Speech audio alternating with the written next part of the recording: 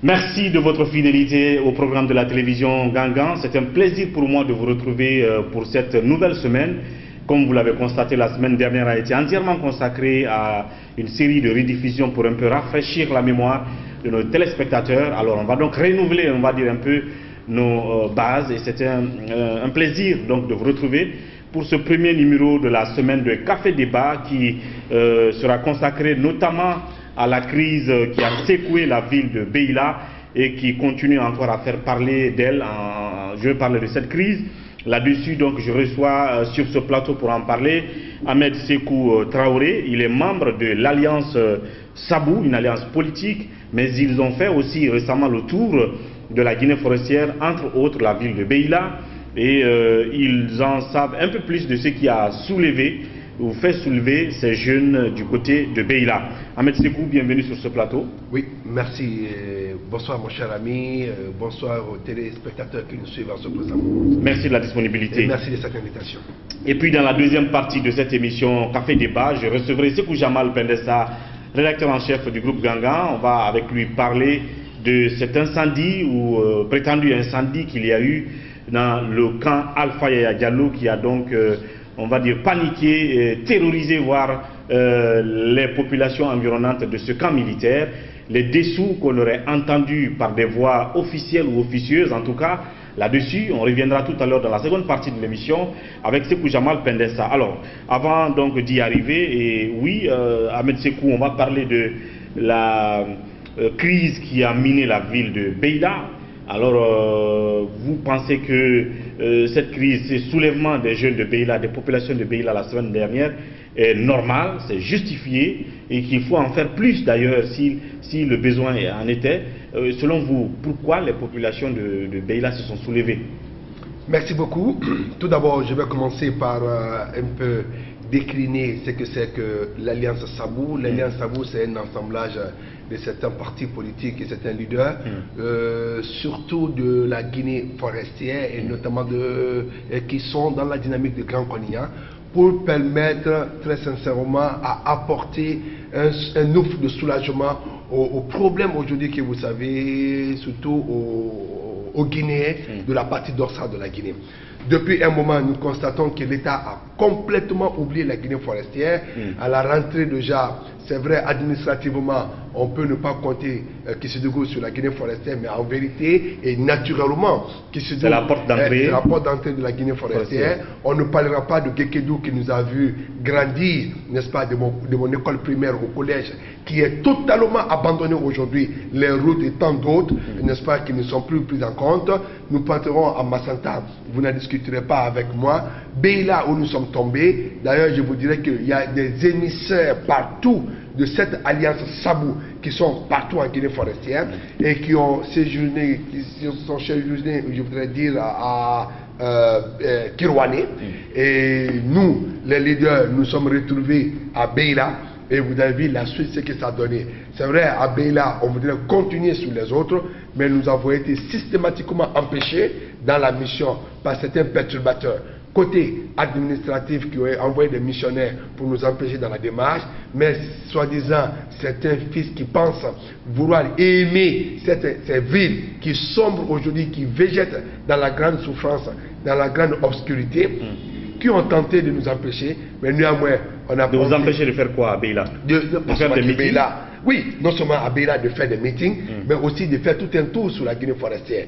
Mais nous avons fait un retour. Nous sommes dans les grandes concertations avec tous les ressortissants de ces différentes préfectures, et je crois qu'au grand retour, ça sera plus que ce que vous avez imaginé. Donc aujourd'hui à Beila, nous avons rencontré, n'est-ce pas, nous avons pris contact avec les autorités qui ont tout fait pour empêcher notre mission, mais qui n'ont pas réussi, même si après, pour la suite de notre mission, nous avons pensé qu'il fallait revenir parce que le nombre de jours qui était prévu était déjà dépassé, donc les ressources que nous avons étaient déjà en limite, donc nous étions obligés à revenir. Même si par accusation, on nous fait comprendre, ou on fait comprendre aux citoyens lambda que nous avons été financés par l'UFDG ou dans les Diallo, je l'ai dit que vraiment ça ne va pas dans leur tête. Parce qu'aujourd'hui, avoir la moyenne Guinée, son développement, on ne peut même pas en un instant comparer la moyenne Guinée, n'est-ce pas, qui fait véritablement la pression avec ses dignes fils.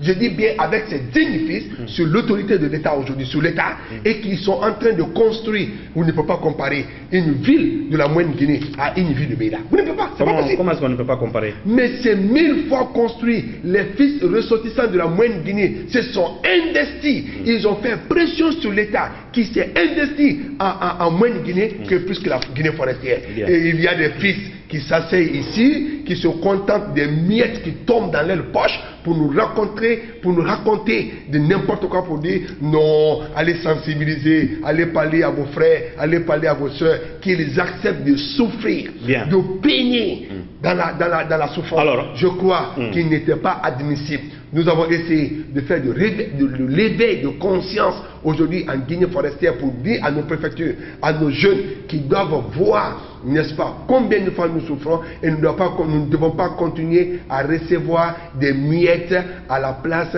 du véritable développement. Vous avez vu la revendication, la plateforme de revendication de Beila, vous avez vu la liste, ce qui a été éclairé comme problème, et vous comprendrez que vraiment la Guinée forestière, mais précisément Beila, est totalement abandonnée, oubliée, jetée à elle. Donc quand vous parlez d'éveil de conscience, vous avez procédé à un éveil de conscience des gens de Beila, des gens de la forêt. Ça veut dire que vous donnez raison justement à ceux qui ont dit tout de suite, après ce soulèvement à Beila, que c'est vous qui êtes allé instiguer ce qui s'est passé à Beila, parce que vous avez fait une mission, votre alliance Sabou là, vous êtes allé à Beila, vous êtes allé à Kerouané, on vous a vu dans les marchés. Donc c'est après votre départ qu'il y a eu ce type de soulèvement. Est-ce que ça veut dire que c'est vous qui êtes allé dire aux gens, vous avez trop attendu depuis 2010, vous attendez, il n'y a pas d'infrastructure de base, Beila elle est la ville la plus oubliée des préfectures de la Guinée, alors vous avez un peu poussé ces gens à une sorte de rébellion, c'est vrai, quand vous parlez d'éveil de conscience. Ben, on n'a pas besoin de parler de rébellion ou peut-être que de quoi non, mais les faits existent-ils, oui ou non? Oui, les faits existent. Si Beila est l'une des villes, l'une des préfectures les plus oubliées, les plus délabrées, les plus démunies en infrastructures de base, mais pourquoi les gens de Beila étaient silencieux depuis 2010? Ils n'ont jamais interpellé Alpha Condé là-dessus, jamais appelé le gouvernement de Mohamed Saïd, encore celui de Mohamed Yula, jusque 7 ans après, ben, subitement, il y a ce que vous appelez éveil de conscience. Est-ce que c'est pas parce que vous êtes passé par là, quelques jours avant? Je dédaigne le président Alpha Condé. Il a effectivement lancé le projet de l'indépendance, de la fête d'indépendance tournante, et il a commencé à poser des jalons, des actes, ça il faut le reconnaître. Malheureusement, la corruption gangréna la situation. Il y a eu dans le marché des magasins construits où on ne peut même pas déposer 2 tables. Il y a des chantiers mal exécutés. Non seulement mal de marée. Des chantiers qui peinent à aboutir par la corruption, le détournement, la gabegie financière que vous pouvez imaginer, et surtout, ce qui incombe comme responsabilité à l'État central, c'est le manque de prise de position face à cela. Bien. Quand ce n'est pas le manque de prise de position, c'est quoi? C'est qu'il n'y a pas de sanction. Il y a de laxisme dans la gestion de l'État, choses qui ne sont pas admissibles, parce que ce n'est pas ce qui a motivé nos parents à voter. Et puisque aujourd'hui, nous sommes des leaders d'opinion. 7 ans après, c'est là ma question, quoi. C'est-à-dire que après, cette situation perdure, nous résumons cela à un échec. Perdure depuis 7 ans. Oui. Et c'est bizarrement 7 ans après que les gens se soulèvent à Beila. Pourquoi ils se sont... ils se sont... Je sais pas quoi... Faire lever de conscience là aujourd'hui, si constitutionnellement, il n'y a que 2 mandats qui est dévolu au président de la République. 2 mandats. Et que nous rentrons dans 8 ans. Donc pratiquement ça va rester 2 ans. Et les projets qui devaient se réaliser en 5 ans se retrouveront dans 2 ans à réaliser, ce qui veut dire que ce n'est plus possible. Et les thèmes de slogan, les thèmes de campagne, les promesses de campagne ont été: nous allons vous sortir de l'ornière. Si ces citoyens se retrouvent de façon persistante dans cette ornière, je pense qu'il est lieu de dire: nous n'avons pas droit à cette vie. Donc ce soulèvement à Beila, ça fait votre affaire. C'est-à-dire que vous qui êtes dans l'opposition aujourd'hui, qui n'êtes plus allié au RPG, allié à Alpha Condé, c'est vrai que vous êtes avec Cellou Dalein Diallo dans l'opposition, donc ça fait votre affaire. Je n'ai pas besoin de dire ce que j'ai dit. Qui m'a vu dans le parti de Cellou Dalein? Qui m'a vu militer auprès de lui? L'alliance Sabou. L'alliance Sabou n'est pas une alliance politique. Mais c'est une alliance politique, mais ça n'appartient pas à qui que ce soit. Oui, on est d'accord, mais vous êtes dans l'opposition. Mais est-ce que être dans l'opposition veut dire être avec Dalein? Est-ce que la situation ne fait pas votre affaire? C'est ce qui s'est arrivé à Beila. Mais ça fait une affaire politique. Bien. Parce que nous avons besoin de récupérer nos militants. Nous sommes dans nos fiefs. Et ce qui est important, c'est que l'homme politique doit pouvoir, avec tous les moyens légaux, mobiliser, mettre à l'ordre de bataille électorale ses militants. Et je crois que cela n'est pas un menace. Même s'il faut profiter donc d'un soulèvement des populations contre le gouvernement. Attendez. N'est-ce pas, le rôle de l'opposition est de profiter de la faiblesse de l'État pour s'imposer et instaurer, n'est-ce pas, une prise de conscience. Donc, c'est ça le rôle. Quand votre alliance est allée quand votre alliance a fait cette tournée en Guinée forestière, notamment à Beila, vous dites que vous dites que vous avez fait les mêmes constats que les jeunes ont relevé là en termes de revendications, c'est-à-dire qu'il n'y a, pas de route, il n'y a pas de route, il n'y a pas d'école digne de nom, il n'y a pas à l'hôpital, il n'y a pas de médecin. Et puis le chômage frappe de plein fouet les jeunes. C'est le même constat que vous aussi vous avez fait lors de votre tournée. Mais concrètement. Dans toute la Guinée forestière, c'est ça. Oui, parlons de Beila, puisque c'est ça. Dans toute la Guinée forestière, c'est ça. Donc Beila n'est pas exclu. C'est ça la vérité. C'est le mal aujourd'hui. Et puis, on continue à mettre de l'argent dans le sac.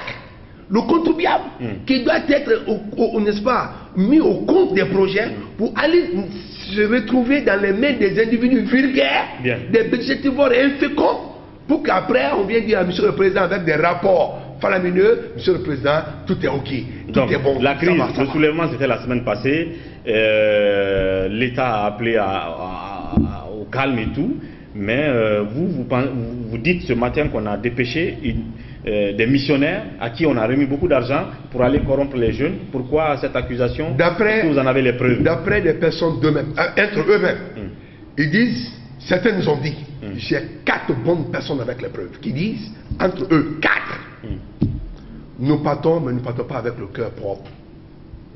Nous ne partons pas de façon sincère. Nous partons parce que nous sommes obligés de partir. La mission que le gouvernement a dépêchée. Il y a 4 personnes avec qui j'ai communiqué. 4. Des personnes très âgées, pas des jeunes.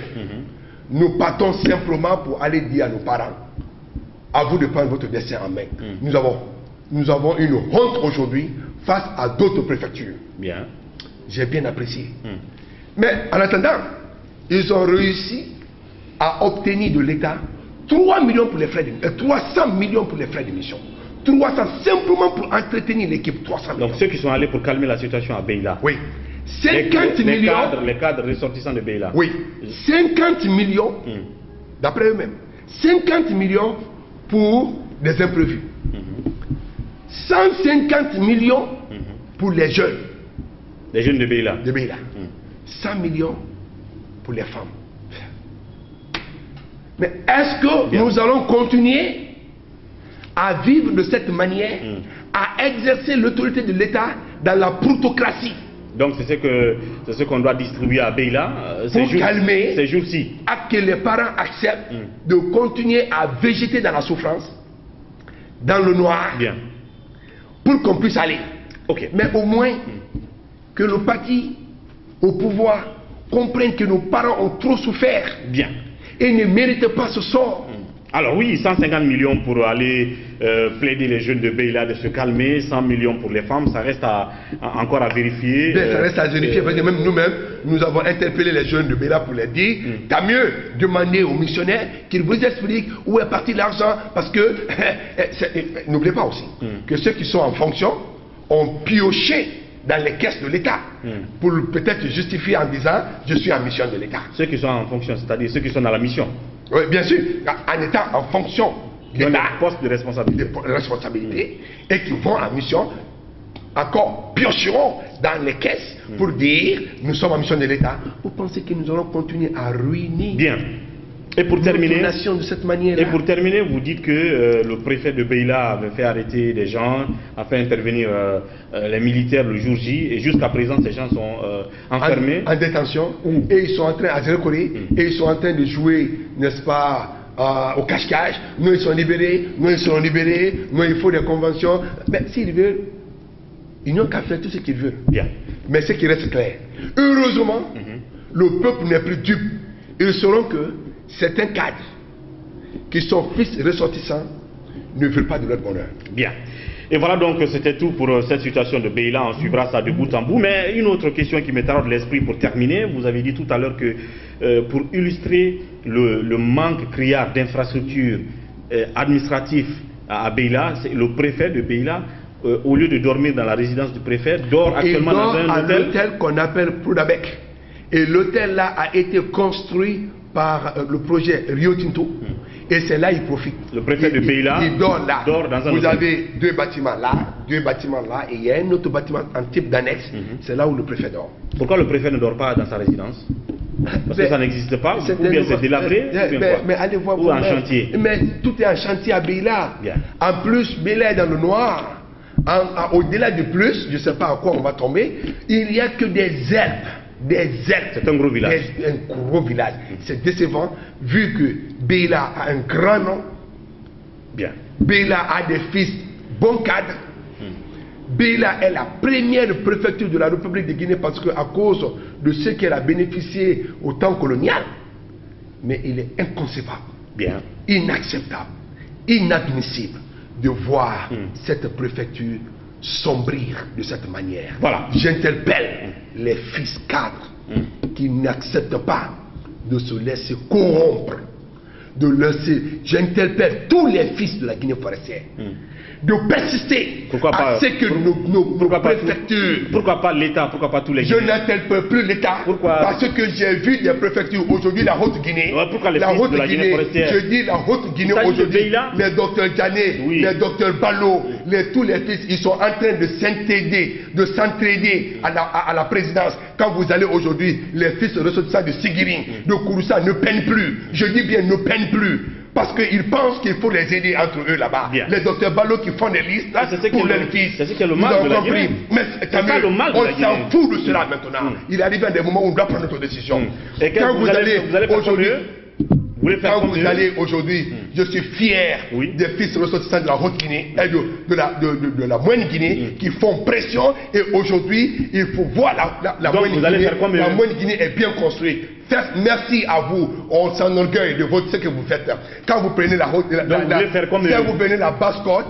basse-côte est en train de se démerder, à toujours continuer à être présent. Vous constaterez ce que les Maliks encore et tout ce qui en suivent aujourd'hui, c'est qu'ils font le joujou du pouvoir. Je crois que si vous, les fils ressortissants de la Guinée forestière, vous ne prenez pas conscience de votre vie, tant mieux pour vous. Mais nous, la nouvelle génération, nous n'accepterons pas. Ce n'est pas une question de régionalisation, ce n'est pas une question d'ethnicité du débat, ce n'est pas une question de sectarisme du débat, mais c'est une question de développement décentralisé. Il faut régionaliser le pouvoir pour permettre au pouvoir d'agir, développer les différents secteurs. Aujourd'hui, la Guinée forestière est dans l'abandon, est dans l'oubli total. Nous n'accepterons plus que cela continue. Nous avons vu Kékédou, où un véhicule est tombé en panne, le véhicule est tombé dans le trou. Nous avons vu Lola, où il y a la coupure de route. Nous ne pouvons plus continuer à accepter. Cela doit finir. Bien, on a entendu le cri de cœur, le coup de gueule d'Ahmed Sékou. On verra bien tout ça après. La nouvelle stratégie, c'est de défendre dans son bastion, défendre sa base. Bien sûr, bien entendu, on verra la fin. Merci Ahmed Sékou. C'était un plaisir pour nous de partager avec vous. À très bientôt. Ce qui reste, nous nous verrons très bientôt. Merci. À très bientôt. Voilà donc, c'est la fin de cette première partie. Et dans la deuxième partie, je reçois tout à l'heure Sékou Jamal Pendes. On va parler de cet incendie au camp Alpha Yaya Diallo. A tout de suite, après la pause thé.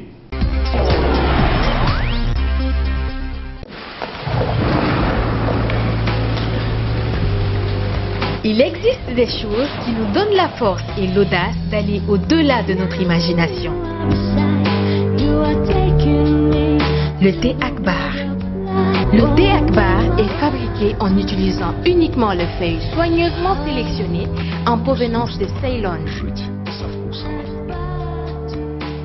La qualité du thé Akbar a été évaluée selon les normes les plus strictes par des experts en dégustation qui se sont appuyés sur près d'un siècle d'expertise dans ce domaine. Premier producteur de thé, vous pouvez faire confiance à la famille Akbar pour vous garantir votre santé. Seule la meilleure tasse de thé peut vous procurer de la fraîcheur. Thé Akbar, le leader mondial.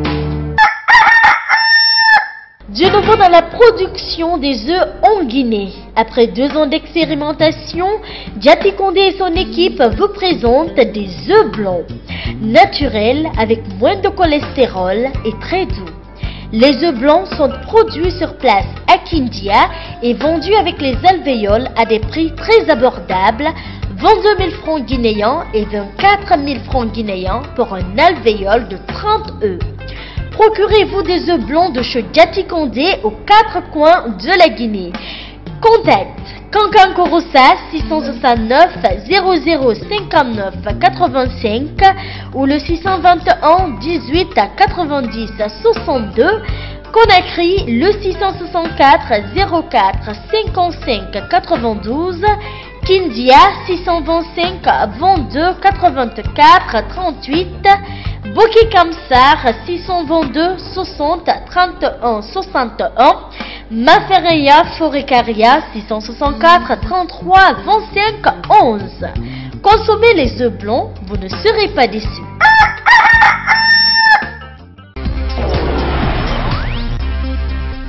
Merci de nous retrouver dans la deuxième partie de Café Débat. Comme annoncé, Sekou Jamal Pendessa, rédacteur en chef du groupe Gangan. On va parler de l'actualité brûlante. Pendessa, bienvenue. Merci. On parle de cet incendie arrivé au camp Samouri.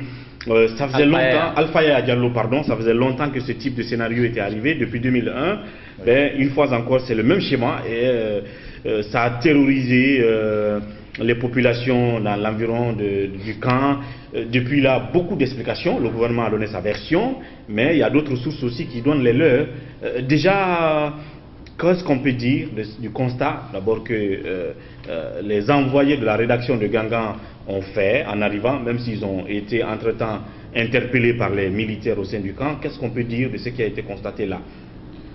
Ce qu'il faut rappeler, c'est à 4 h du matin qu'on a été réveillé. Moi, je ne suis pas à Imbaya, je suis très loin de là-bas même, mais nous avons des collègues qui logent vers là-bas. La nuit déjà, ils nous ont contactés. Moi, ils m'ont réveillé pour me faire la situation de ce qui s'est passé là. Donc, je leur ai dit, soyez prudents, mais en tant que journaliste, soyez aussi tout près du dossier pour voir clair qu'est-ce qui se passe réellement. Puisque il y a eu beaucoup de thèses qui étaient là. Moi, quand j'ai posté les gens, c'est là où j'ai compris qu'il y avait des interprétations. Parce qu'il y a des gens qui m'ont appelé pour dire maintenant, ah, nous on attendait qu'il y avait coup d'État, etc., etc. Il y en a qui ont parlé de coup d'État, mais la nuit déjà, la piste la plus dominante, c'était l'explosion de la poudrière, comme ce qui s'est passé au mois de mars en 2001. Vous comprenez?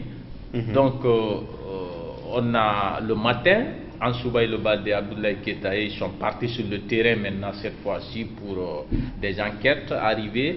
Ils se sont adressés à des riverains pour leur parler de leur panique la nuit. Et puis ensuite ils sont partis maintenant dans le camp, aller vers le site, là où ils ont trouvé des agents sur place, mais comme les consignes étaient déjà données, et je sais, ils savent comment ça se passe avec l'armée, ils ne sont pas venus filmer directement. Ils se sont adressés aux militaires qui étaient là pour négocier soit qu'on ait une interview télévisée ou qu'on ait des informations données en off, puisque c'est des questions de l'armée, c'est très sensible. Et si possible, éventuellement, d'aller filmer au moins les dégâts. Vous comprenez? Mais malheureusement, ils n'ont pas été compris et puis on les a interpellés, on les a conduits vers la police militaire. Il y a un coin là-bas, là où il y a ces agents qu'on appelle la police militaire, là où ils ont été soumis à quelques questions. On a pris le nom de l'organe, leur nom, le téléphone, tout et tout, pour dire qu'ils ont filmé de supprimer. Ils ont fait comprendre qu'ils n'ont pas filmé. Bon, ça c'est un peu autre chose. Maintenant, pour revenir sur les faits. Les faits, les raisons. Arrivé sur le terrain, le premier constat, les informations qui m'ont remonté, ils ont dit non, pas la poudrière comme beaucoup le pensaient la nuit. C'est pas la poudrière, on a commencé par là-bas, il n'y a rien. Le problème, c'est plutôt au niveau des chars blindés, vous comprenez. Donc, j'ai dit, alors allez-y là-bas. Mais sur le terrain là-bas, j'ai eu des versions différentes. Il y en a qui ont dit c'est un incendie d'origine électrique, comme l'a dit le gouvernement, vous comprenez. Mais il y a d'autres qui ont dit non, ce n'est pas un incendie. Ce n'est pas un court-circuit comme le gouvernement a dit. Voilà, même s'il y a un incendie, mais ce n'est pas d'origine électrique, puisque au moment des faits, il n'y avait pas courant. C'est ce qu'une autre source d'autres personnes a dit sur le terrain. Donc c'est quelques temps après, quand ils m'ont dit ça, quelques heures après, j'ai vu sur la toile, le gouvernement avait fait passer un communiqué pour donner cette version qu'on connaît tous, pour dire que c'est un incendie d'origine électrique. Mais la situation est sous contrôle. Oui, la situation était sous contrôle puisque les sapeurs-pompiers sont venus.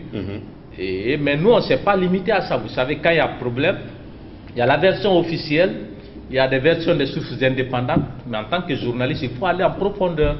C'est pourquoi nous, on a multiplié les contacts. Mais il y en a qu'on a contacté des militaires qui n'ont pas voulu s'exprimer du tout, comme le porte-parole de l'armée.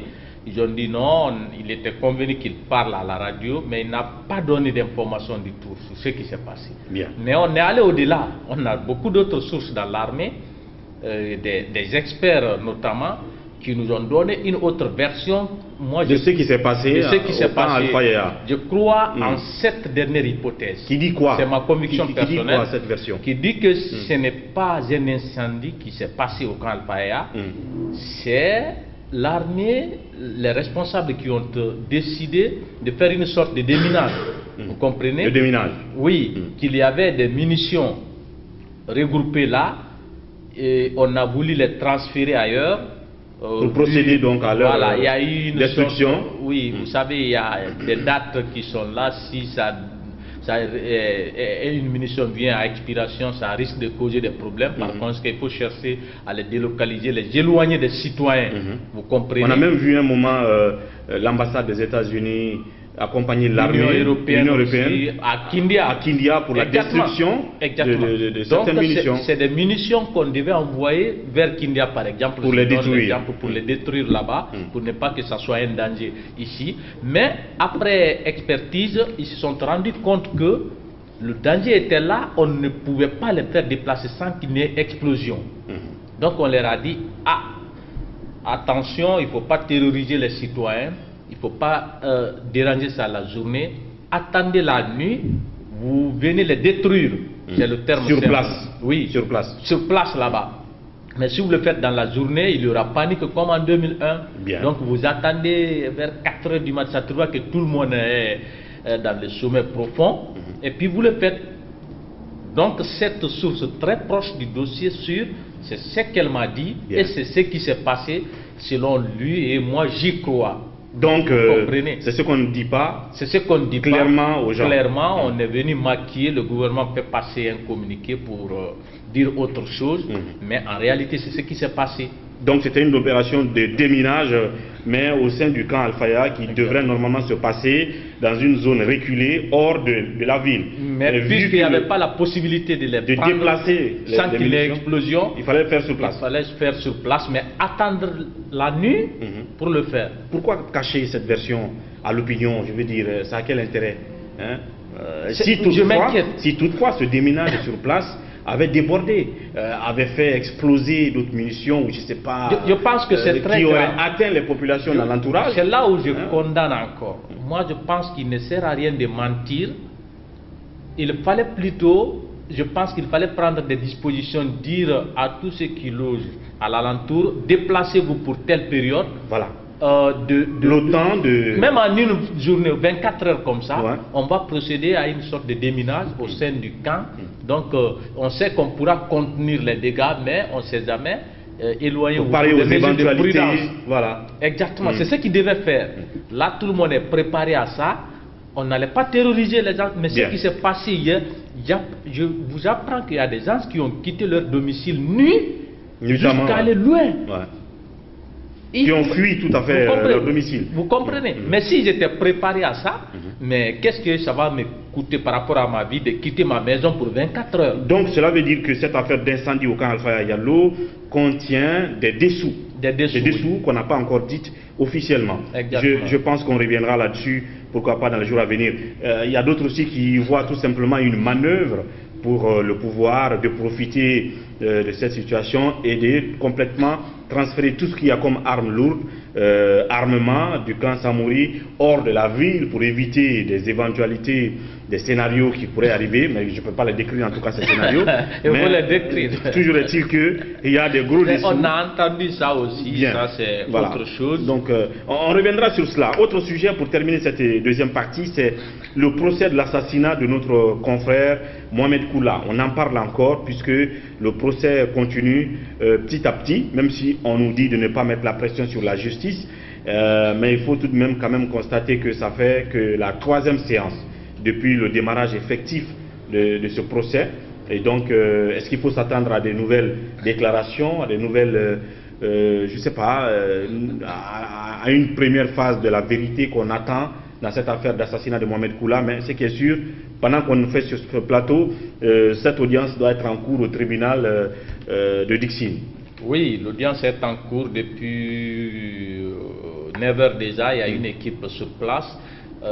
C'est qu'on n'avait pas vu, peut-être, ce à quoi on peut s'attendre aujourd'hui, peut-être ce sera la comparution des gens que le camp de Baouri avait demandé, vous comprenez.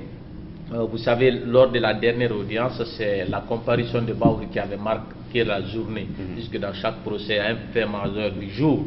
Vous comprenez, donc aujourd'hui, peut-être au moment où nous enregistrons cette émission, je ne sais pas qu'est-ce qui va se passer, mais peut-être ce qui pourrait être un fait majeur dans le procès, ce sera la comparution, par exemple, de notre confrère Amadou Djoulde Diallo, le journaliste sportif que tout le monde connaît en Guinée ici. Donc Baouri a demandé la comparution. Baouri avait demandé sa comparution. Il avait aussi demandé la comparution de Selouda Diallo, mais ça a été rejeté le même jour. Pour dire que non, on n'avait pas accéder à sa demande. Vous comprenez, en ce qui concerne le cas Selou.